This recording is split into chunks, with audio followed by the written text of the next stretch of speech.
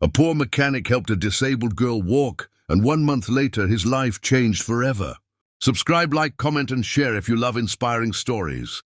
The sun had just begun to peek through the half-open shutters of a tiny workshop tucked away in a narrow lane of the small town. The air smelled of motor oil, dust, and worn leather. Tools clinked as Ali, 23, light brown-skinned with slicked-back brown hair, wiped sweat from his forehead. He wore a navy polo tucked into dark grey pants, sleeves rolled up, revealing strong, calloused forearms. Every day, he repaired cars, motorbikes, and occasional tractors, earning barely enough to survive. Yet his gentle smile gave the impression that wealth was never necessary to feel fulfilled. The door creaked open, and Ali noticed a figure hesitating in the doorway. A young woman in her early 20s, fair-skinned with short blonde hair, sat in a wheelchair. She wore a simple light blue dress, modest and unassuming, with a brace on her left leg. Her eyes held a mixture of hope and nervousness. "Excuse me," she said softly, her voice trembling. I heard you might be able to help me walk again." Ali straightened, putting down the rag he had been using to clean a greasy engine part. "Of course. Come in," he said gently. "Don't worry about a thing." She wheeled herself inside, her chair squeaking on the uneven floor. Ali moved quickly to support her, guiding her to a small padded mat in the corner. "Let me see your leg," he said kindly, kneeling beside her. Sarah winced slightly as he carefully examined her leg. "It's been months since I could walk without pain," she admitted, looking down, ashamed. Ali's brow furrowed slightly. Your muscles are weak, but nothing too severe. I think we can fix this. You just need the right support and exercises." Her eyes widened with hope. I don't have much money," she murmured. I just need help walking." Ali shook his head, smiling warmly. "That doesn't matter. I'll help you. No payment needed. Everyone deserves a chance to walk freely." Sarah's lips quivered, and she blinked back tears. She wasn't used to such kindness. Ali carefully helped her from the wheelchair to the mat. "Take it slow. 1 step at a time," he instructed. Sarah hesitated, then placed 1 foot cautiously on the mat. A sharp pain shot through her leg, but Ali's steady hands kept her balanced. Slowly she managed 2 steps, then 3. "Good." "That's amazing," Ali encouraged, clapping softly. Sarah's face lit up with a smile she hadn't felt in months. I can do this," she whispered. I really can." Ali felt a swell of pride. It wasn't just about fixing a leg. It was about giving someone hope. Over the next week, Sarah returned daily.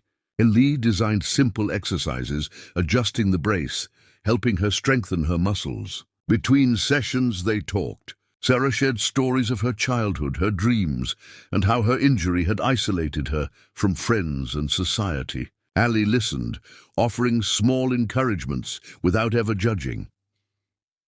"You have a strong spirit," Ali said one day, as she completed 10 steps unassisted. "Most people would have given up long ago." Sarah's eyes glistened. "You make me feel like it's possible," she admitted softly. Each session their bond grew, not romantic, just deep mutual respect and admiration. Ali was fascinated by her determination, and Sarah by his patience and humility. One afternoon, as Sarah tried a slightly longer walk, her leg buckled. She fell onto the mat with a small grunt. Ali immediately supported her.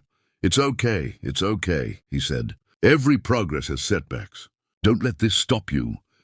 Sarah's face flushed with embarrassment. "I'm sorry."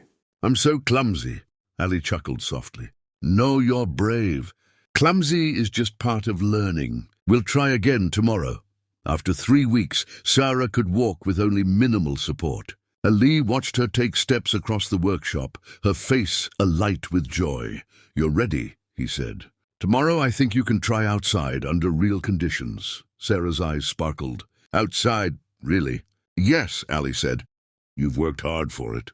You deserve to feel the sun under your feet again." The next day, Sarah took cautious steps on the uneven alley outside. Ali ran beside her, holding her hand lightly. Neighbors peeked from their windows, amazed at her progress. Sarah laughed, a sound full of freedom and relief. "I never thought I'd walk again, "But I am." Ali smiled, his chest swelling with quiet pride. Helping her had cost him nothing, yet the reward was immeasurable. It was the end of the 4th week. Sarah could walk fully with a walking stick and no pain. Ellie watched her confidently navigate the workshop, her movement smooth and natural. "You've done it," Ali said softly, almost in awe. Sarah turned to him, eyes shining. "I couldn't have done it without you. You changed my life." Ali felt a lump in his throat. "You changed mine too," he admitted quietly. Later that evening, Ali locked the workshop. The sunset bathed the town in golden light. He wiped his hands on his rag and leaned against a workbench, exhausted but satisfied. He didn't notice a helicopter flying far above the town, a luxury one, heading for a charity event for disabled people, Sarah's new initiative. Ali's simple act of kindness was about to ripple outward in ways he could never imagine.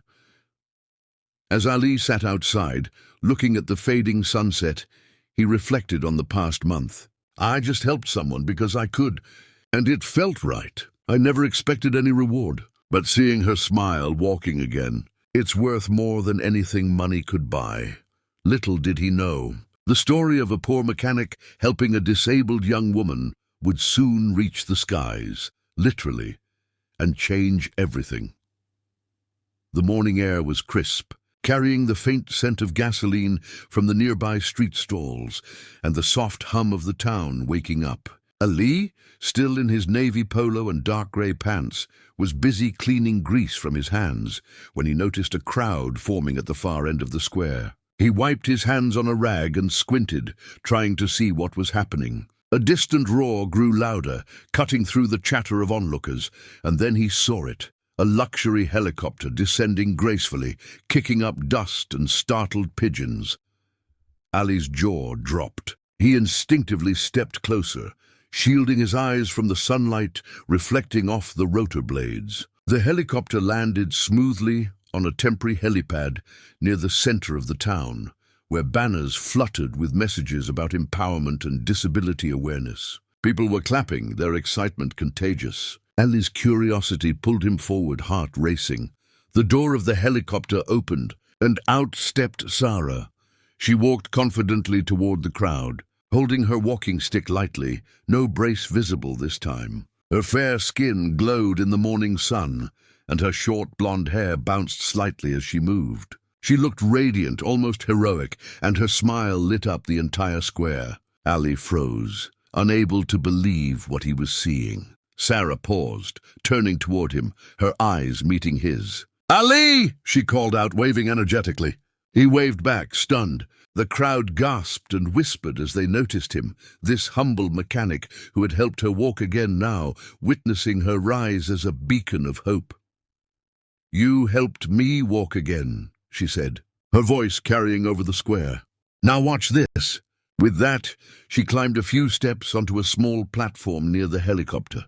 The rotors whirred to life again, and the helicopter began a slow ascent. The crowd's cheers grew louder, and Ali's eyes widened as he realized the magnitude of the moment. Sarah was flying above the town, and it was all because of his selfless act of kindness. Later, after the helicopter touched down again, Ali found himself surrounded by curious onlookers. Cameras flashed and reporters crowded around him. One woman held a microphone, her tone a mix of excitement and